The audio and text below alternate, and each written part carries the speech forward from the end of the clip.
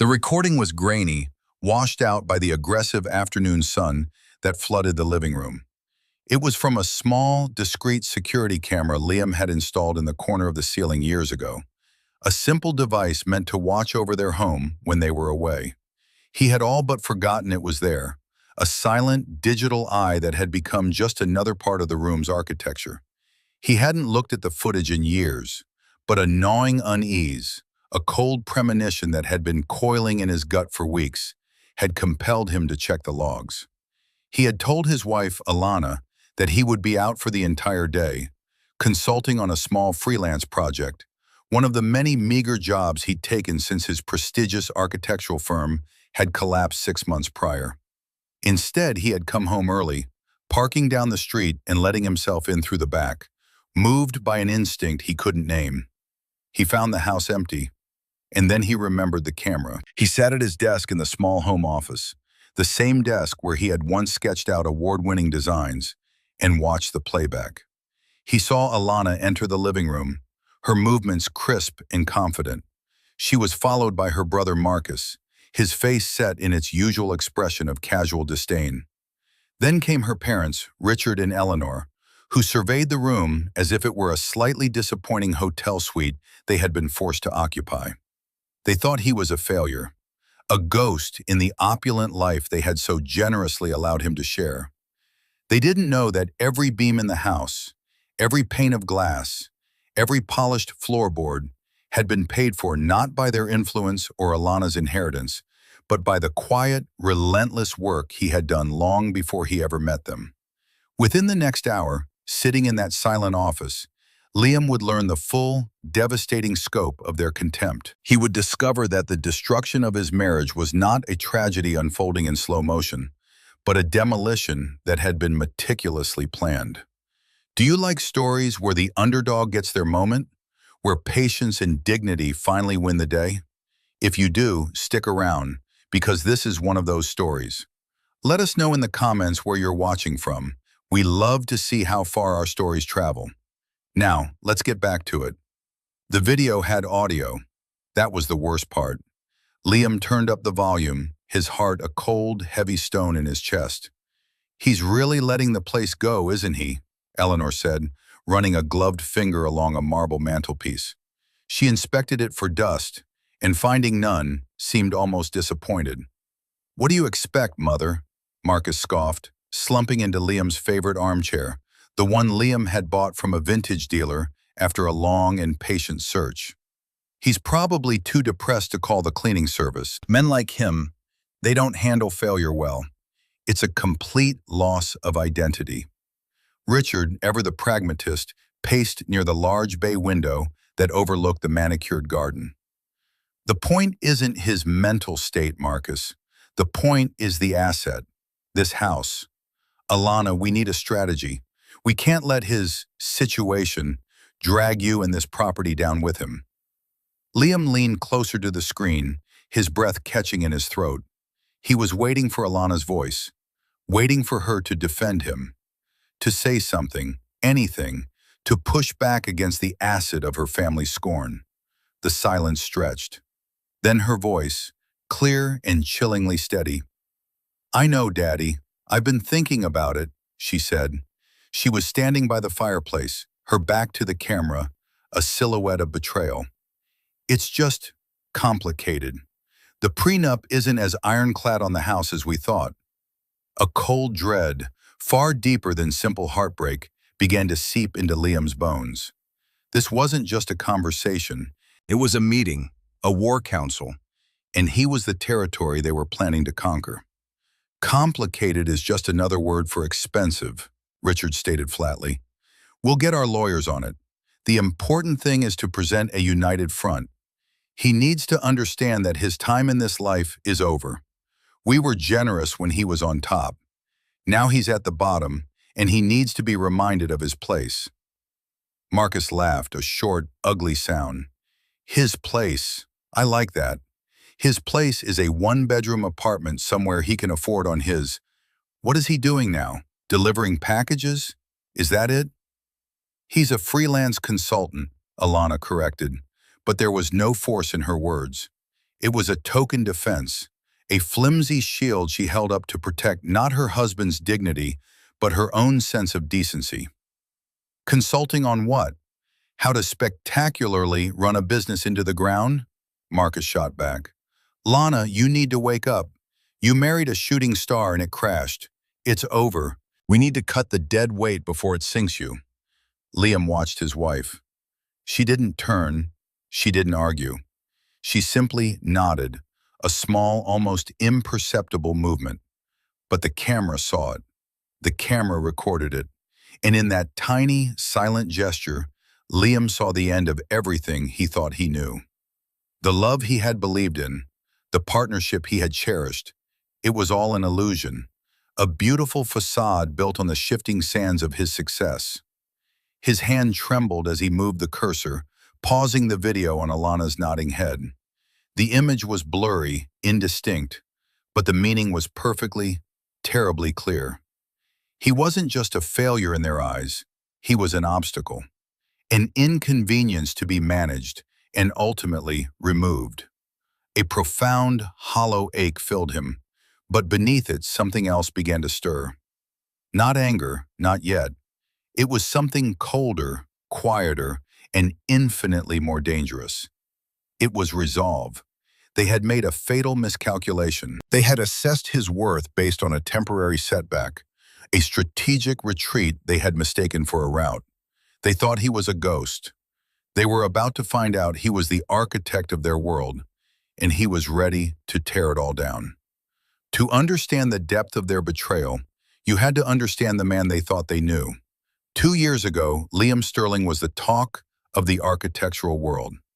His firm, Sterling Designs, was synonymous with innovation, elegance, and a kind of structural poetry that few could master.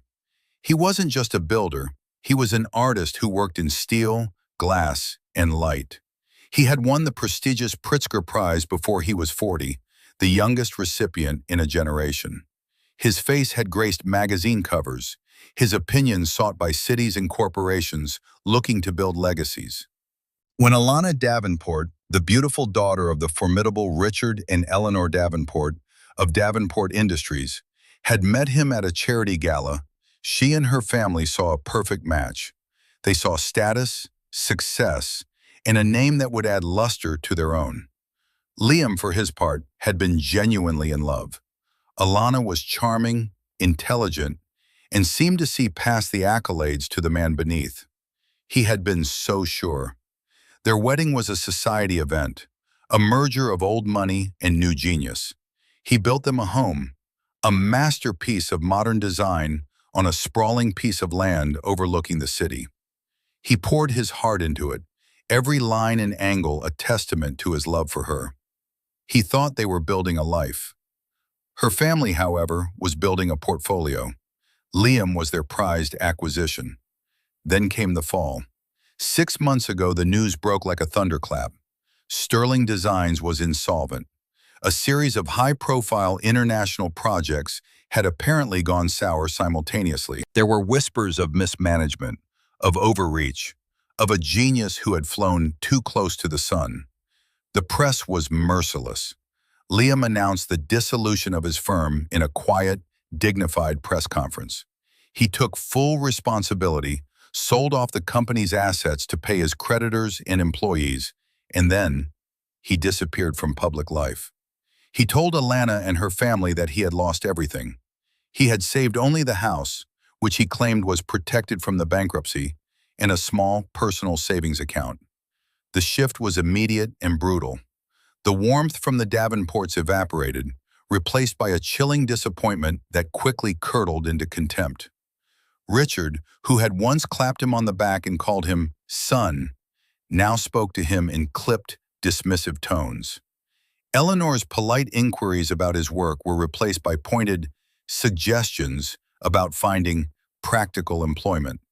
And Marcus, who had always been jealous of Liam's success, was relentless. He saw Liam's downfall as a personal victory, a restoration of the natural order. Liam started taking on small jobs. He told them he was doing freelance architectural consulting for small-time builders, and sometimes, when things were tight, He even drove for a high-end car service. Each new, menial job was a fresh source of humiliation, a new topic of conversation at family dinners, where he was forced to sit in silence while they dissected his failures. "I saw one of your old buildings the other day," Richard said one evening over a dinner of roasted quail, a meal Liam knew cost more than he supposedly earned in a week. "The Meridian Tower. It's a shame. All that talent gone to waste. Have you considered teaching? Maybe a community college?" "Richard, be nice," Eleanor chided, though her eyes held the same cold pity. "Liam is doing his best. It's not easy to start over at his age." Marcus smirked, swirling the wine in his glass. "I'm not sure consulting for suburban kitchen remodels is really starting over. It's more like ending down. I heard you were driving for an app service the other day. One of my friends thought he recognized you.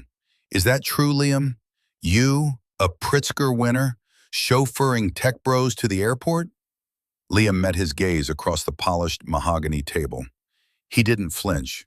He simply took a slow sip of water, his expression unreadable. "A man has to work, Marcus. Not everyone has a trust fund to fall back on." The jab was so subtle, so quietly delivered that it took a moment to land. Marcus's face tightened. Richard cleared his throat, annoyed at the disruption of his power dynamic. But it was Alana's reaction that cut Liam the deepest. She shot him a look of pure fury, her eyes flashing a silent, vicious warning. "How dare you? How dare you speak to my brother that way? Don't you know your place?" He knew his place. His place was as the family scapegoat, the cautionary tale, the designated failure whose presence made them all feel more secure in their own inherited success. He endured it all with a quiet, unnerving calm. He would absorb their insults, their condescending advice, their open mockery, and through it all he carried a simple, unadorned leather journal. He was often seen with it, sketching or writing. They assumed it was a pathetic attempt to cling to his former glory, doodling buildings he could no longer afford to build. They had no idea what was truly inside it. The journal wasn't filled with architectural sketches. It was filled with numbers, names, and complex diagrams of corporate structures. It contained the blueprint not for a building, but for a resurrection. The collapse of Sterling Designs had not been a failure. It had been a meticulously planned demolition. Liam had discovered a deep rot within the international financing syndicates he worked with, a web of corruption that was about to bring them all down. He had two choices: ride the wave and be destroyed with them, or burn his own ship to escape the wreckage. He chose the latter.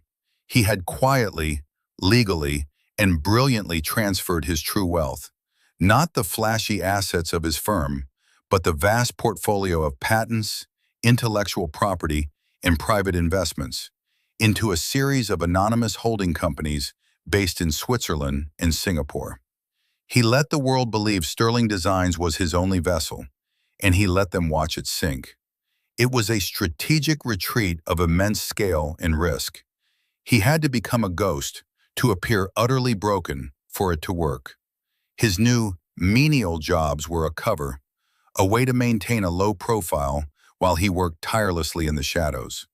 The freelance consulting was real, but he wasn't advising on kitchen remodels. He was advising a consortium of Asian and European investors on a multi-billion-dollar hostile takeover of a floundering American industrial giant, a company called Davenport Industries.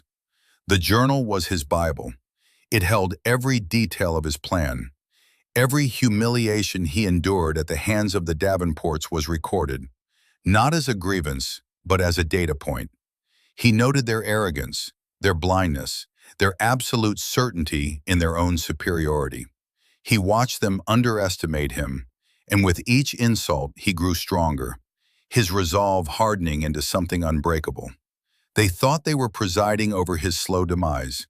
They were in fact providing the fuel for his spectacular return. The mockery, the pity, the constant reminders of his failure, it was all part of the camouflage, and it was working perfectly. The social event of the season was the Davenports' annual garden party, a lavish affair held at their sprawling estate. It was a command performance for anyone who mattered in the city's financial and social ecosystem. For Liam, it was another turn on the rack. He knew his presence was required. It was part of the performance of the concerned family supporting their fallen son-in-law. His humiliation was a key part of their narrative. He stood by Alana's side near a bubbling fountain, a glass of sparkling water in his hand. He was dressed in an older suit, one that was impeccably tailored but noticeably less current than the bespoke creations worn by the other men. It was a deliberate choice. He had to look the part. Alana, in contrast, was radiant in a designer dress, a constellation of diamonds at her throat. She was holding court, laughing with a circle of friends, while Liam stood slightly behind her, a silent, awkward accessory. "Alana, darling, you look breathtaking," cooed a woman named Beatrice, whose husband ran a competing hedge fund. Her eyes flickered to Liam, a spark of malicious pity in them. "And Liam, so good to see you out and about. It must be so difficult." "We're managing," Alana said, her smile tight. The "we" was a lie, and everyone there knew it. Marcus chose that moment to saunter over, a smug grin plastered on his face. He was with a group of his friends, all of them young men who wore their inherited wealth like a second skin.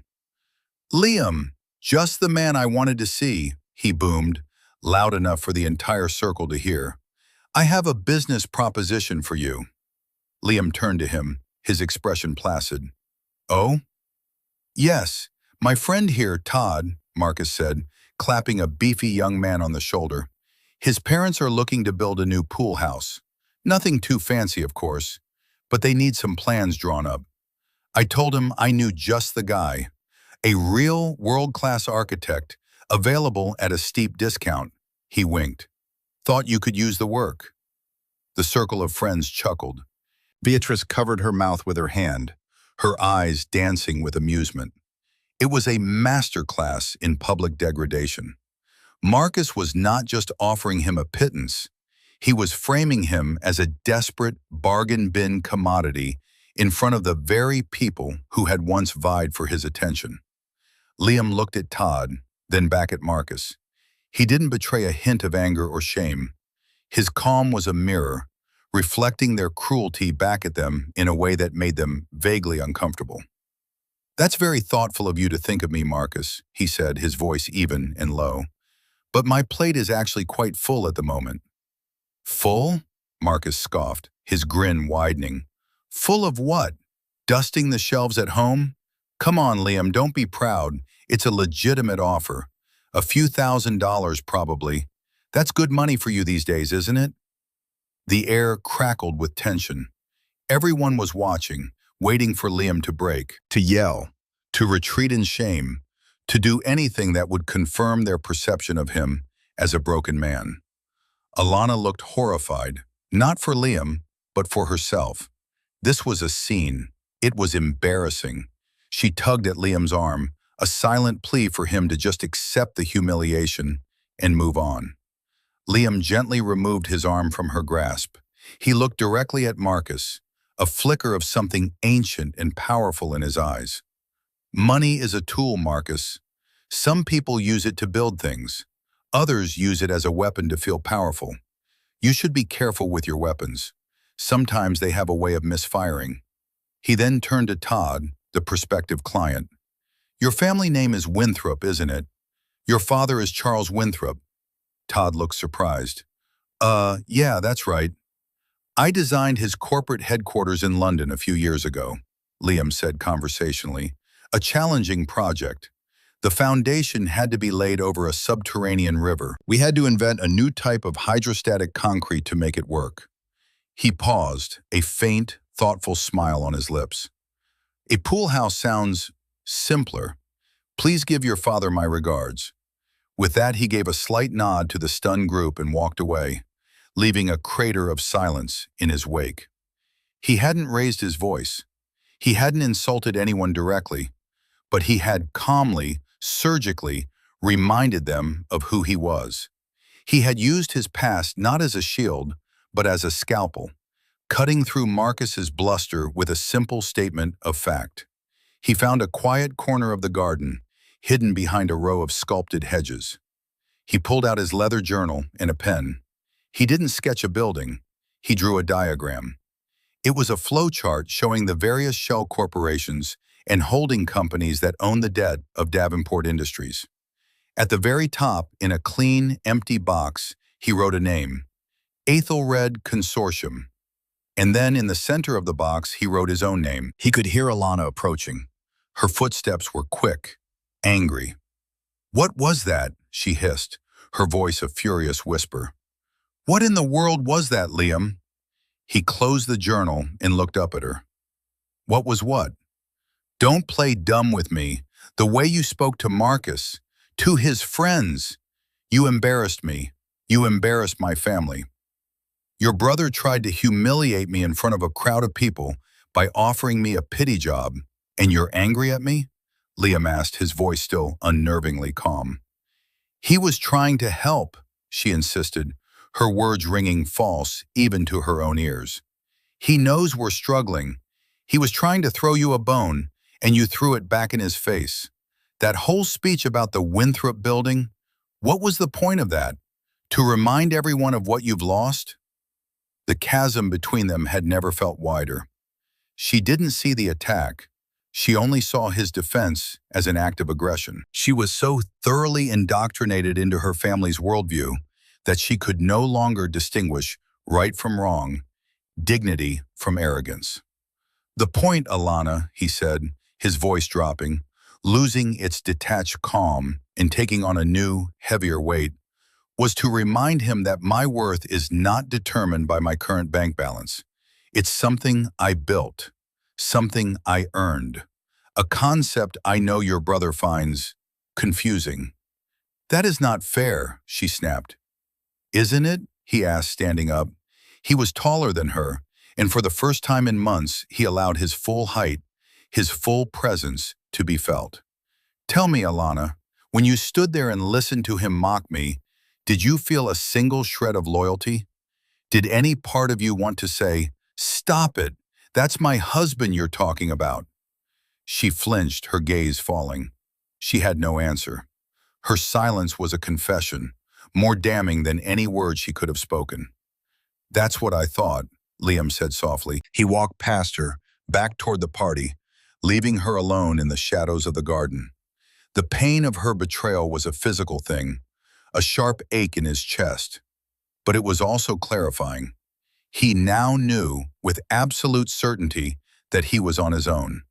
The part of him that had held out hope for her, that had wished she would see the truth and stand with him, finally died in that garden. He was no longer just fighting for his own resurrection. He was fighting for his liberation. The days following the garden party were thick with a cloying, oppressive silence. Liam and Alana moved around each other in their beautiful, empty house like ghosts from different eras, their paths rarely crossing.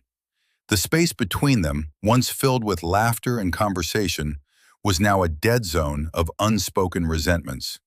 Liam retreated further into his work, the clicking of his keyboard in the late hours of the night, the only sound that punctuated the stillness. Alana, for her part, spent more and more time with her family, drawing comfort from their echo chamber of privilege and righteous indignation. Liam knew they were plotting. The air was electric with it. He could feel the weight of their collective will pressing in on him. Alana would come home from brunches with her mother and dinners with her father, her face a mask of strained resolve. She was being coached, armed with talking points and legal jargon she barely understood. One evening, he found a folder from her father's law firm left conspicuously on the kitchen island. The title on the tab read, "Marital Asset Division and Residency Dissolution." He picked it up. Inside were preliminary documents, legal frameworks for forcing a spouse out of a primary residence. It was clumsy, an obvious intimidation tactic. They wanted him to see it. They wanted him to feel the pressure, to understand that the walls were closing in. He read through the pages with the detached interest of an academic studying a historical document. He felt no fear, only a weary sense of disappointment in their utter predictability. He placed the folder back on the island, exactly as he had found it, and went to his office. He opened his laptop and initiated a series of encrypted video calls. The first was to David Chen, his lead counsel, and the frontman for the newly formed Ethelred Consortium. David was a brilliant, razor-sharp lawyer based in Hong Kong, whom Liam had worked with for years. He was one of only a handful of people on the planet who knew the full truth of Liam's situation. "They're making their move, David," Liam said, his face illuminated by the glow of the screen. "It's clumsy, but it's clear they intend to try and force me out of the house." David's expression was grim. "Let them. Their arrogance is our greatest asset. The board of Davenport Industries has scheduled an emergency meeting for Friday. They've received our preliminary offer, and they're panicking. They still don't know who Athelred is. They assume it's a foreign competitor. They're trying to rally domestic support, calling in favors, but their debt-to-equity ratio is a house of cards.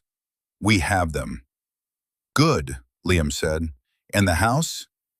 "The title is, and has always been, held by the blind trust you established a decade ago, long before you were married," David confirmed. "The prenuptial agreement specifically excludes assets held in that trust. She has no claim. They can make all the noise they want, but legally they are standing on quicksand." "They won't stop at legal avenues," Liam mused, his mind tracing the patterns of their behavior. "They'll escalate. It will be emotional. Theatrics." "Let them have their stage," David said with a thin smile. "The final act is already written, and you, my friend, are the director." The next call was to a woman in Geneva, the discreet and efficient manager of his private wealth. They spoke in coded language about asset transfers and liquidity, finalizing the financial cudgel he was about to wield. The numbers were staggering. A fortune he had built through sheer brilliance and foresight. A fortune the Davenports had no idea existed. They saw him as a man who could barely afford his own groceries, while in reality, he could buy their entire lineage 10 times over and not notice the expense. His final call was to a contact in London, a journalist he trusted. He didn't give her the full story, but he gave her a tip. He told her to pay very close attention to Davenport Industries in the coming days. He told her there was a story there, a big one, about a sleeping giant about to be devoured by an unknown predator.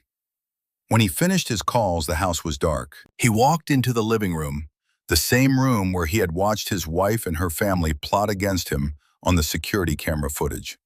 He stood in the center of the room, feeling the cool night air from the open window on his face. He felt a profound sense of melancholy. He had built this house as a sanctuary, a home for the woman he loved. And now he was going to have to turn it into a battlefield. The confrontation came 2 days later. It was a Thursday evening. Alana had asked him to be home. "My family wants to talk to us," she had said, her voice devoid of emotion. "It's important." Liam knew this was it. This was the intervention. The moment they would deliver their final, crushing blow. He spent the day in quiet preparation. He didn't go to his consulting job. Instead, he meticulously organized a single, slim leather portfolio. It contained a few, carefully selected documents. The original deed to the house, held in the name of his trust, a summary of the prenuptial agreement with the relevant clauses highlighted, and a single-page summary of the Ethelred Consortium's offer to acquire a controlling interest in Davenport Industries. At the bottom of that page was a single, authorizing signature. His. He dressed carefully, not in the old, worn suit of his fallen persona, but in a sharp, custom-tailored charcoal suit he had not worn in months. He put on the Patek Philippe watch Alana had given him for their first anniversary, a watch he had kept in a drawer since his downfall. He looked not like a broken man, but like the man he had always been, powerful, confident, and in control. When Alana saw him, A flicker of confusion crossed her face. He didn't fit the role she had cast him in. The doorbell rang at precisely 7 o'clock. It was Richard and Eleanor, followed by Marcus. They walked into the house with an air of grim purpose. They were a tribunal, and he was the accused. They didn't seem to notice his attire, so blinded were they by their own narrative. They saw what they expected to see, the failure in the suit. "Liam," Richard began, foregoing any pleasantries. "Thank you for being here. We need to have a serious discussion about the future." "Of course," Liam said, gesturing to the sofas in the living room. "Please, have a seat." They arranged themselves on the large white sofa opposite the armchair where Liam chose to sit. Alana remained standing, hovering near her father, a clear signal of her allegiance. The air was thick with a heavy, anticipatory silence. It was the quiet before the storm, the deep breath before the plunge. Liam felt a strange sense of calm descend upon him. He had played out this scene in his mind 100 times. He knew all their lines. He had rehearsed his own. They thought this was their moment of triumph, the final act in the sad play of his life.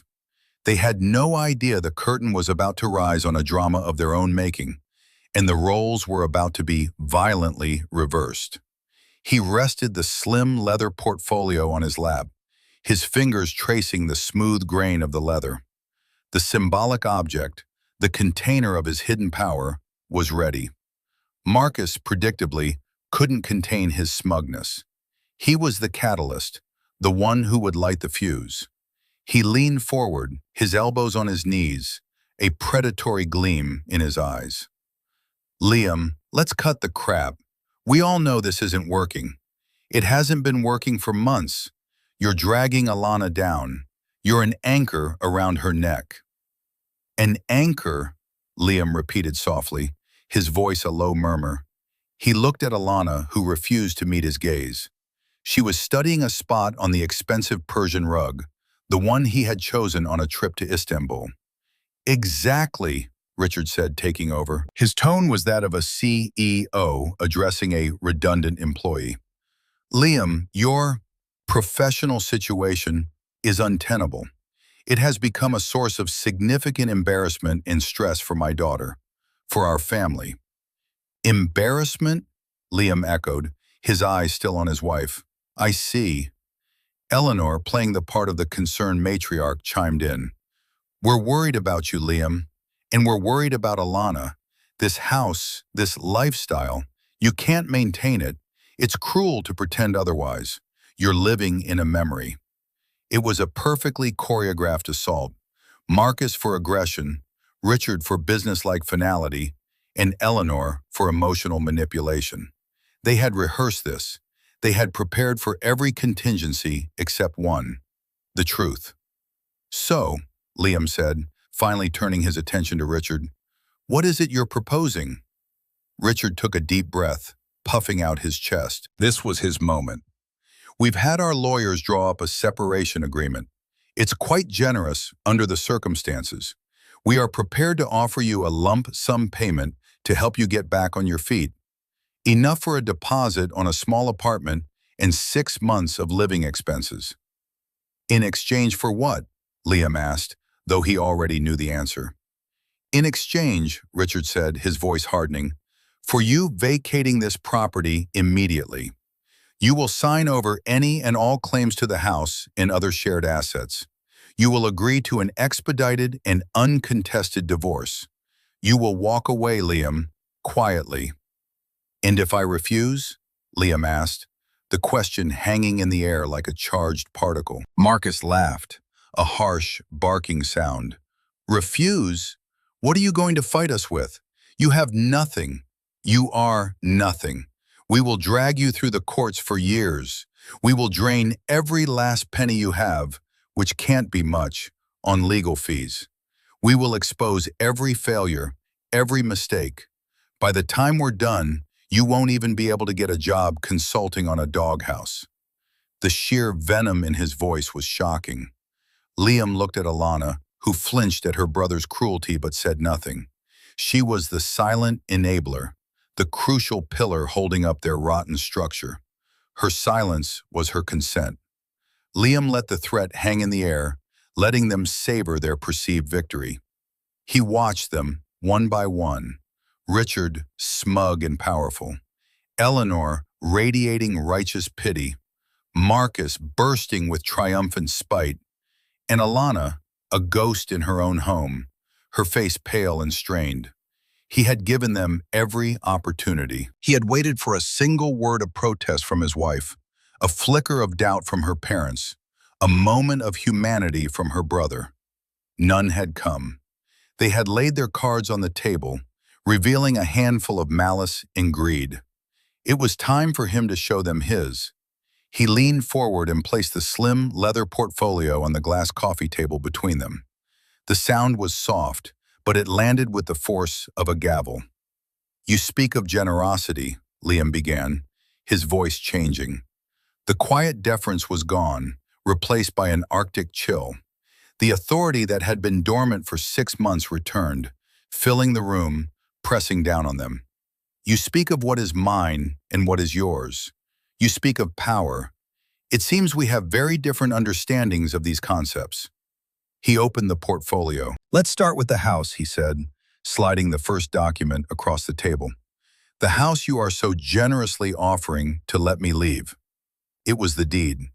You'll notice the owner is not Liam Sterling, nor is it Alana Davenport.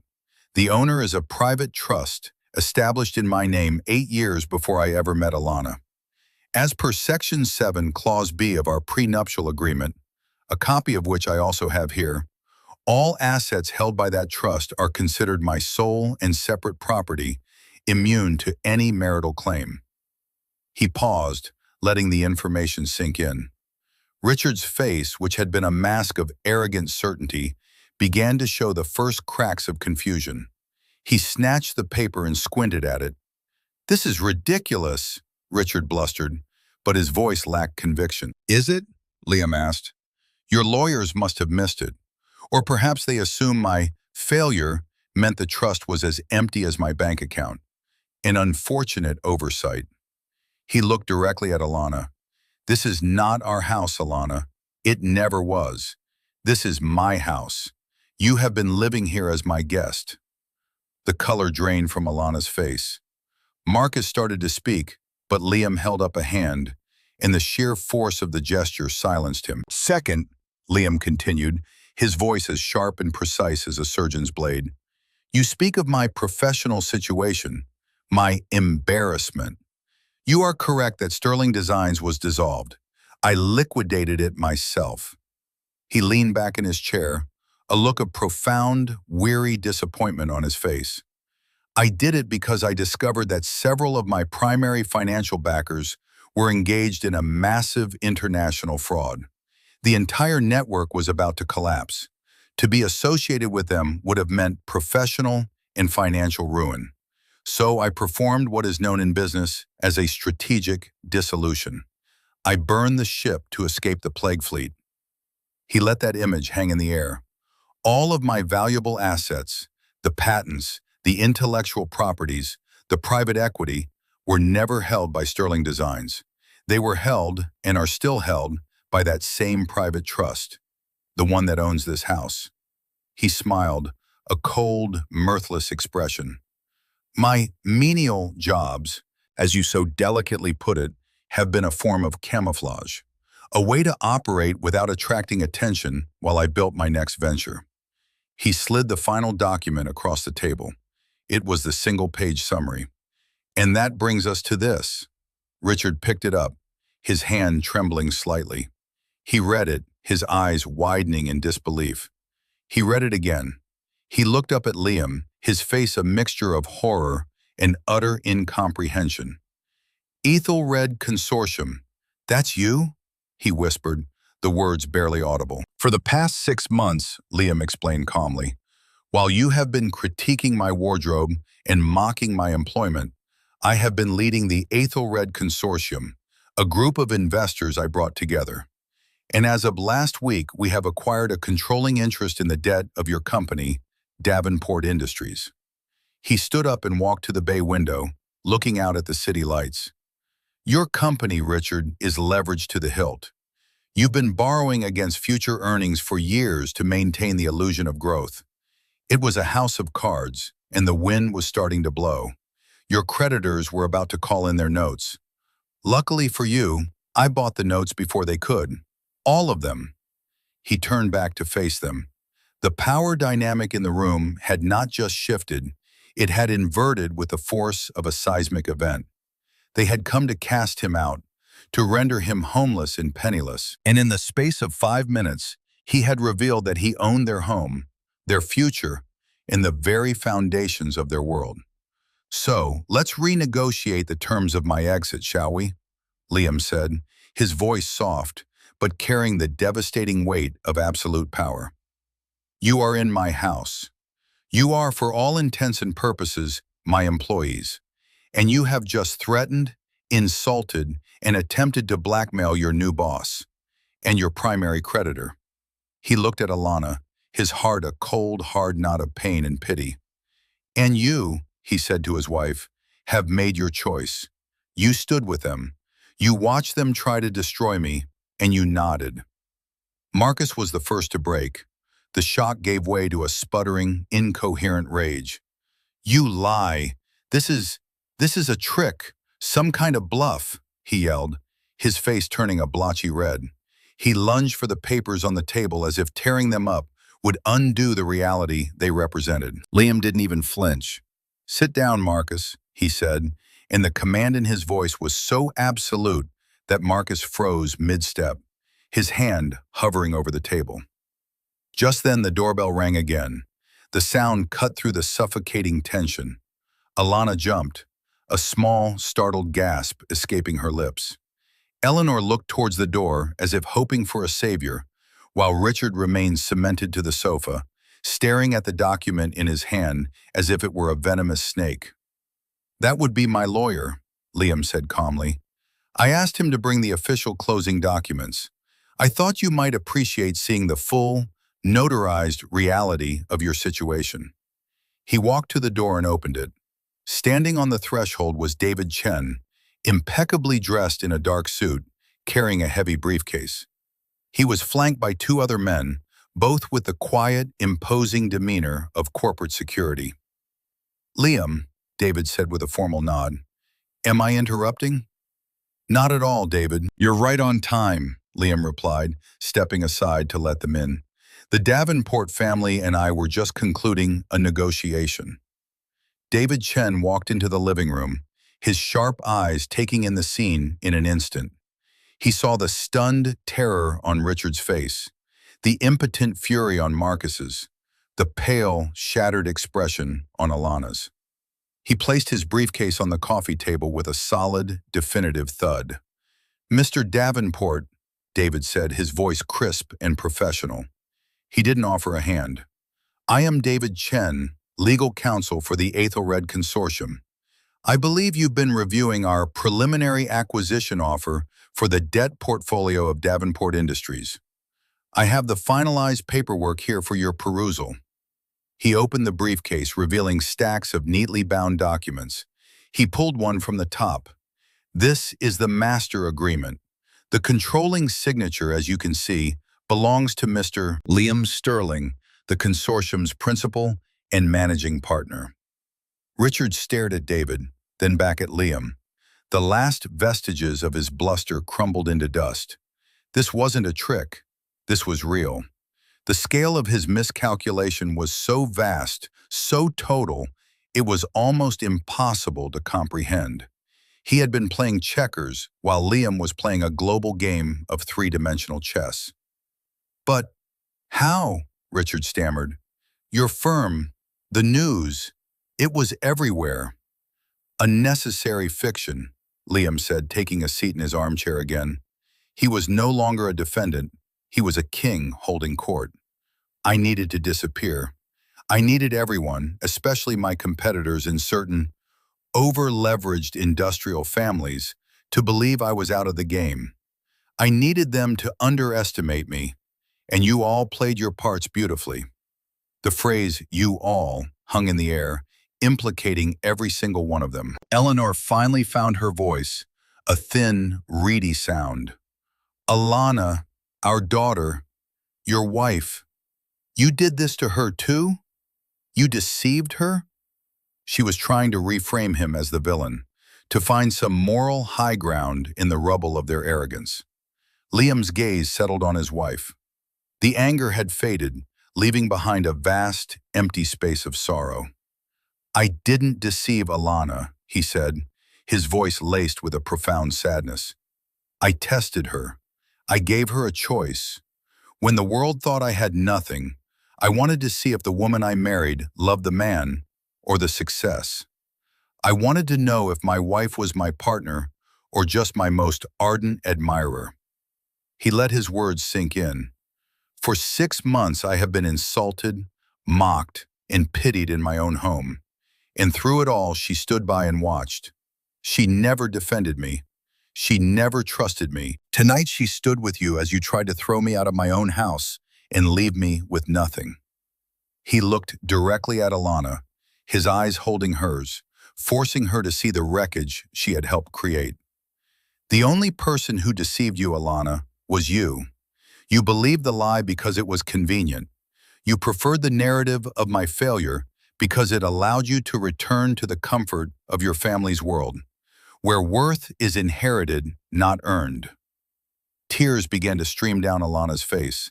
They were not tears of remorse, not yet.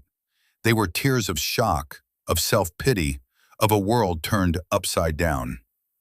"Liam, I didn't know."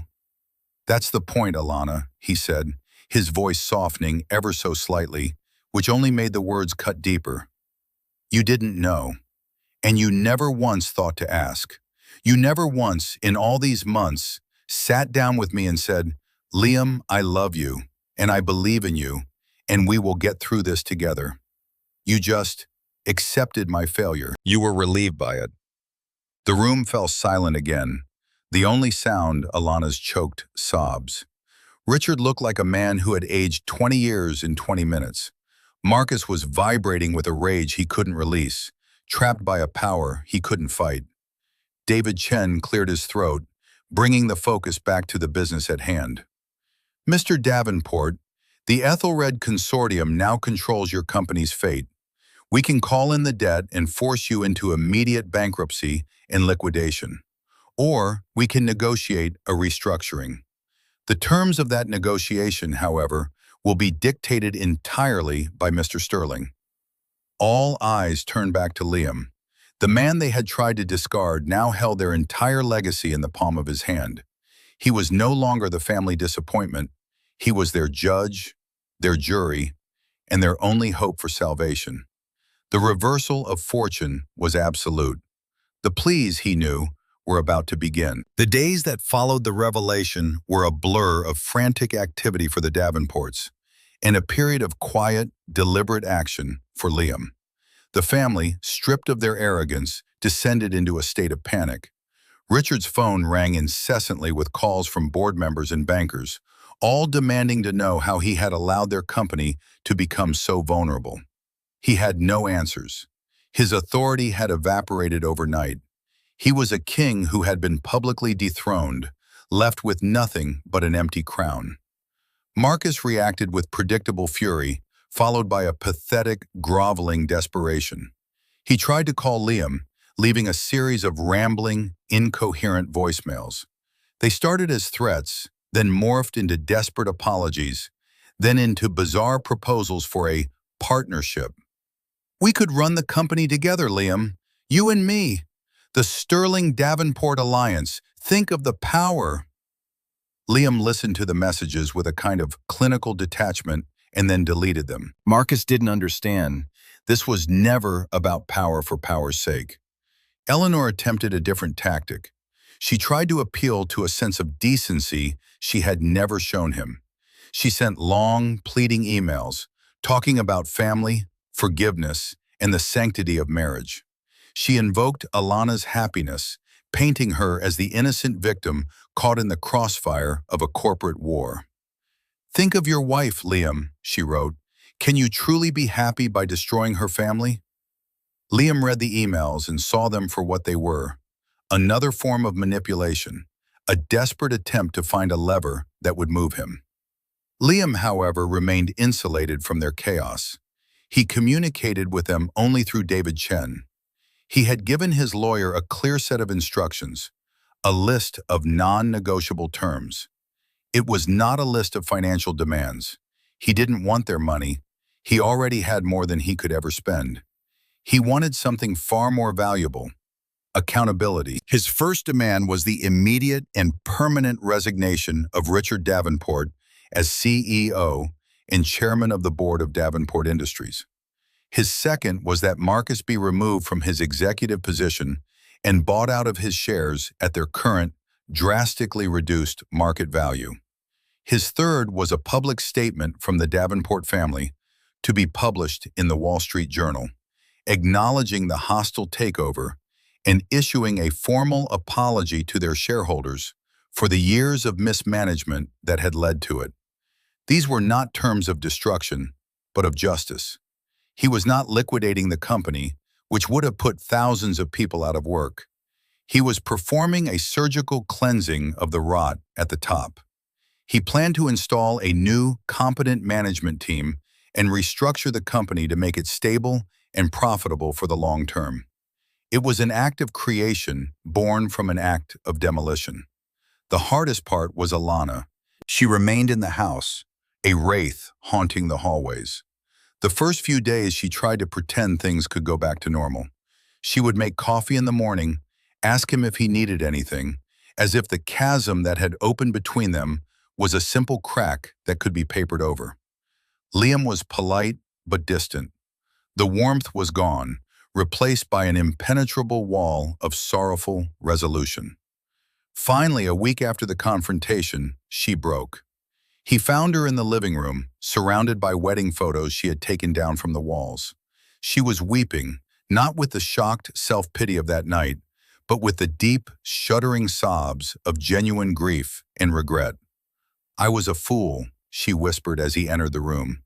"I was a blind, arrogant fool." Liam sat in the armchair opposite her, the same one he had sat in during the intervention. He said nothing, simply allowing her the space to speak. "All those months," she said, her voice hoarse, "I was so angry at you. I felt betrayed. I thought you had failed me, failed us.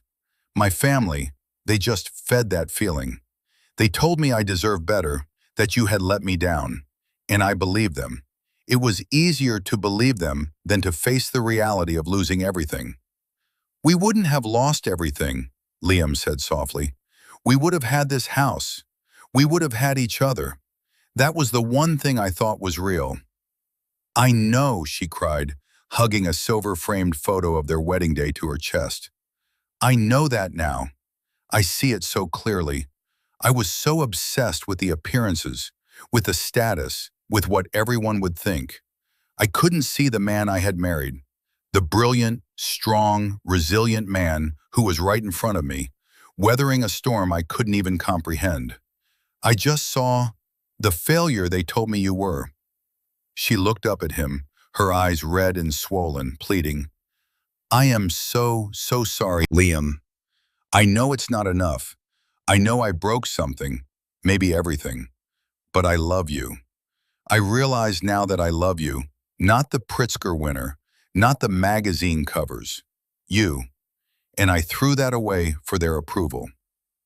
Liam listened, and for the first time he felt a flicker of the old connection. Her pain was real. Her remorse was genuine. This was not a performance. This was a confession. "Your family is about to lose a great deal," he said quietly. "Their company, their status, their reputation." She nodded, wiping her eyes. "I know. My father called. He told me your terms. He said you were destroying them."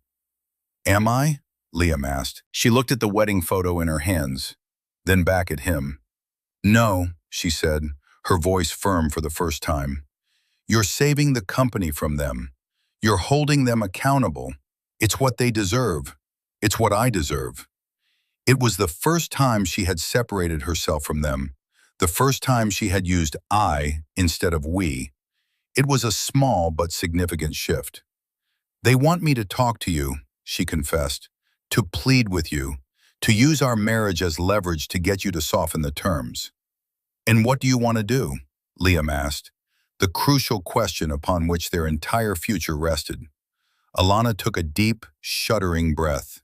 She stood up and walked over to the fireplace. She looked at the family portraits on the mantelpiece, her parents, her brother, her entire lineage of privilege. Then she looked at Liam. "I want to choose you," she said, her voice shaking but clear. "If you'll let me. I know I don't deserve it. I know I have to earn back your trust, and I don't even know if that's possible. But I don't want to be a Davenport anymore. Not like that. I want to be your wife, your partner, in truth this time, no matter what that means, even if it means starting from nothing." She was finally making a choice, not between Liam's success and his failure, but between her family's toxic values and the chance at a life of genuine integrity by his side. The path to redemption was long, and there was no guarantee they would find their way back to what they had lost. But for the first time in a very long time, Liam felt a glimmer of hope. The consequences were still unfolding, but for Alana, the choice had finally been made. The resolution did not come like a sudden sunrise, but like a slow, arduous dawn. Liam accepted his father-in-law's resignation and Marcus's forced departure from the company. The public apology was printed, a humiliating but necessary admission of failure for the once proud Davenport name. Liam, operating through the Athelred Consortium, began the difficult work of restructuring Davenport Industries. He brought in a new CEO, a brilliant woman he had mentored years ago, and gave her the autonomy to rebuild the company on a foundation of transparency and sustainable growth. He saved the jobs of thousands, transforming a symbol of his personal pain into a project of professional renewal. The Davenport family retreated into a self-imposed exile, their social standings shattered. Richard and Eleanor sold their grand estate and moved to a smaller, more modest home. The sharp drop in their lifestyle, a constant, bitter reminder of their arrogance.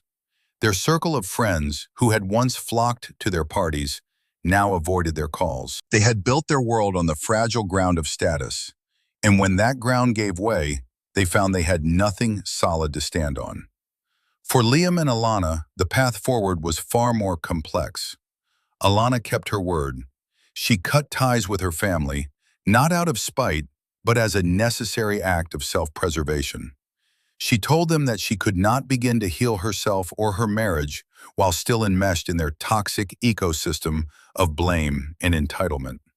It was the most difficult decision of her life, a painful amputation of the world she had always known. She did not ask Liam for forgiveness. Instead, she set about trying to earn it. She started small. She took over the management of the household, not as a lady of leisure, but as a partner. She learned to cook the meals he loved. She tended to the garden he had designed. She began to read the books on architecture and structural engineering that lined his office shelves, trying to understand the world he had built, the language he spoke. She enrolled in a university program for nonprofit management. She told Liam she wanted to build something of her own, something that had value not because of the money it made, but because of the good it did. It was her way of atoning, of creating a new identity for herself, separate from the one she had inherited. Liam watched her, his heart a complex mixture of residual pain and burgeoning hope. He did not make it easy for her. The trust that had been so utterly shattered could not be glued back together overnight. There were days when the memory of her betrayal was a cold wall between them. He would see her standing in the living room, and the grainy image from the security camera would flash in his mind. Her silhouette, her silent nod of agreement as her family plotted his demise. But there were other moments too, moments when he would come home late from a long day of meetings and find her asleep on the sofa, a textbook on her lap, and he would feel a pang of the old love, the love for the woman she was trying to become. Their conversations were often difficult, filled with long silences, as they navigated the minefield of their past.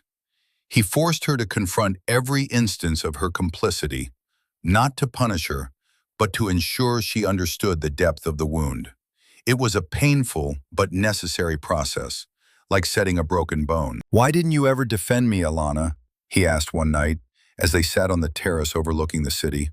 "Not even once?" Tears welled in her eyes, but she didn't look away. "Because I was a coward," she said, her voice raw with honesty. "I was terrified of their disapproval. Their opinion mattered more to me than your dignity. It was my deepest, most shameful flaw. My entire life, my worth was tied to their approval. And when you failed, I felt like my own stock had plummeted. Standing up for you felt like defending a bad investment. It's a horrible, ugly thing to admit, but it's the truth." Her unflinching honesty was the key. She wasn't making excuses. She was taking ownership. And in that ownership, Liam began to see the possibility of a new foundation. Months turned into a year. The house, once a battlefield, slowly began to feel like a home again. The laughter was infrequent at first, then gradually more common. They began to build new memories, quiet ones, that slowly began to overlay the painful ghosts of the past. One evening, Liam came home to find Alana in his office, looking at a set of blueprints on his desk.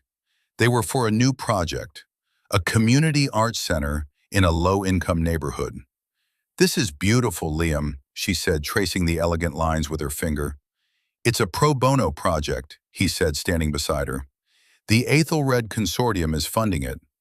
She looked up at him, her eyes shining with a pride that was completely different from the possessive pride she had once shown. This was not pride in his success, but admiration for his character. "You're a good man, Liam Sterling," she said softly.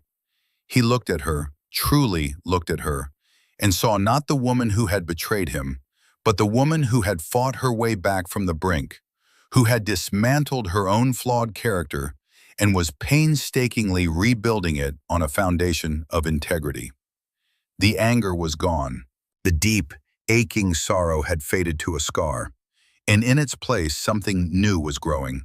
It wasn't the same blind, passionate love of their early days. It was something quieter, stronger, and more real. It was a love forged in fire, tested by betrayal, and redeemed by a mutual commitment to truth. "We're going to be okay, aren't we?" she whispered, the question full of a year's worth of hope and fear. Liam took her hand, his fingers intertwining with hers. He looked at the blueprints for the community center, a building designed to bring light and art to a place that needed it. It was a symbol of his own philosophy, that true worth comes not from what you own, but from what you build. And that sometimes, before you can build something new and beautiful, you have to tear the old rotten structure down to its foundations. "Yes, Alana," he said, his voice full of a certainty he hadn't felt in a long time. "I think we are." The story of Liam and the Davenports became a quiet legend in their city. It wasn't a loud public scandal, but a whispered tale of hubris and consequence, a modern fable about a man who was judged by the surface of his life, while the true, immense structure of his character remained hidden from view. It served as a reminder that true strength is often quiet, that patience is a weapon, and that integrity is the only asset that can never be bought, sold, or taken away. What do you think is the most important quality in a partner? Is it loyalty, trust, or something else? Share your thoughts in the comments below. We read every one. If you enjoyed this story of vindication and redemption, please give it a like and subscribe for more content just like this. Thank you for watching, and remember, your value is not determined by the opinions of others, but by the strength and integrity of your own character.